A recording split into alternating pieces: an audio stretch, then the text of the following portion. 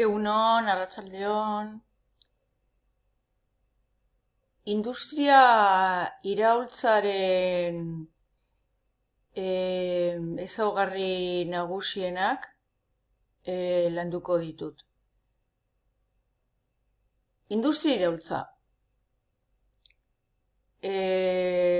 Komentatuko dugu, noiz eta non ematen dan, lantxo hau da sarrera txiki bat, noiz eta non ematen dan, eta gero zer den.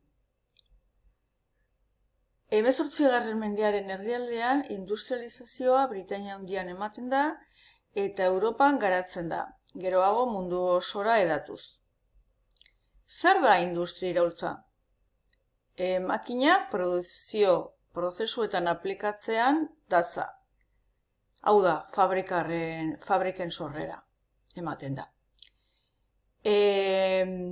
Zer da makinak produkzio prozesuetan aplikatzea? Langileek makinak erabiltzen dituzte lan egiteko. Lan egiteko dago antolakuntza berri bat, lanaren banaketa.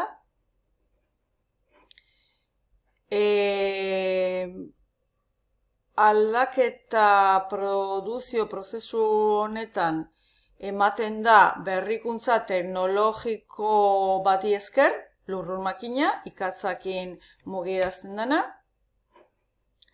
Eta, hemen daukezue lurrun makina eta lanaren banaketa.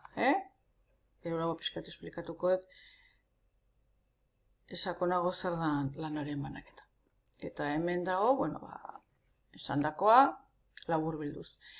18. mendearen erdialdean, industrializazioa Britainia Handian ematen da, gero Europan garatzen da, eta mundu osoan zabaltzen da.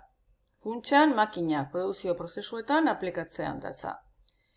Langileak fabriketan lan egiten du, eta bakoitzak espezializatutako lan batean aritzen da, hau da, lanaren banaketa. Lana banatu egiten da. Makina batean.